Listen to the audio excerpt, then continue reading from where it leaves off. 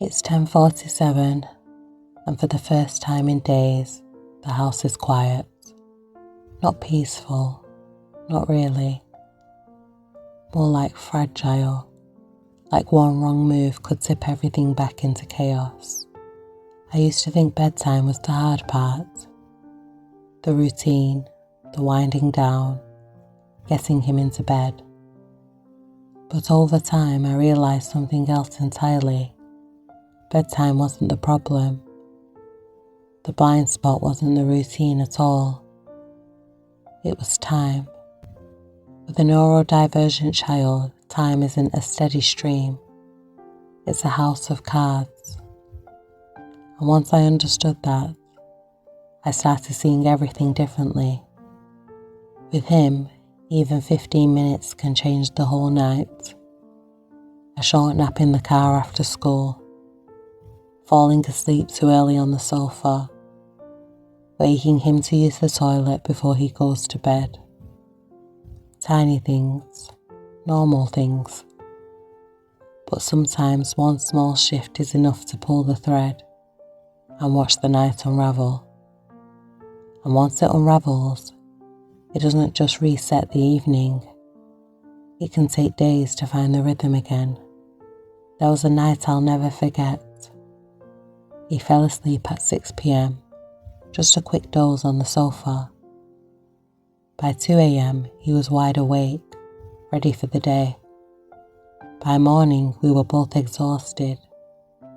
By lunchtime, school was calling. By evening, everything had collapsed.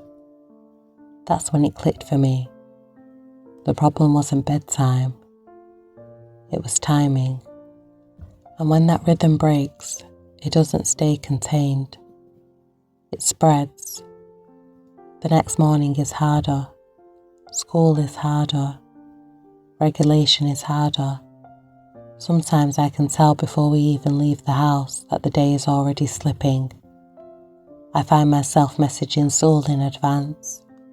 A quiet warning, just in case things unravel again. And then we're all just trying to catch up with a rhythm we've already lost. I don't think people always understand how consuming sleep becomes when you're parenting a child whose nervous system works differently. From the outside, it sounds simple. Advice from a safe distance. Just keep him up later. Just wake him earlier. Just stick to a routine. But it's not a maths equation. It's more like trying to protect an invisible pulse. Something you only understand once it's already been disrupted.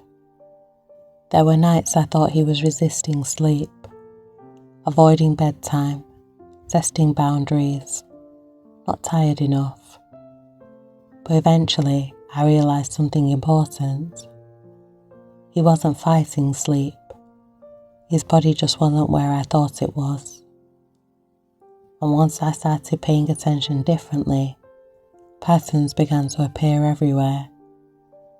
You start noticing things most people wouldn't even register. Not as theory, but as survival. The exact length of a nap, the timing of dinner, the pitch of a meltdown.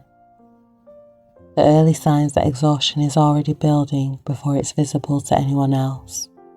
You start reading a kind of code hidden inside ordinary moments. And honestly, it can be lonely.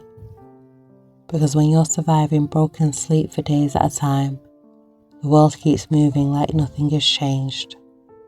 Messages arrive, expectations stay the same, life continues at full speed. But your whole household is quietly orbiting exhaustion. Tonight though, he's asleep, and I'm sitting here thinking about how much this has changed me. I used to think routines were about discipline, about consistency, about getting things right. Now I think they're about listening, learning someone else's rhythm well enough to move with it, instead of constantly trying to correct it. And maybe that's the hardest part. Not control, not fixing, not even understanding it fully, just catching the rhythm a little earlier next time before it slips away again. Ooh, my morning to midnight.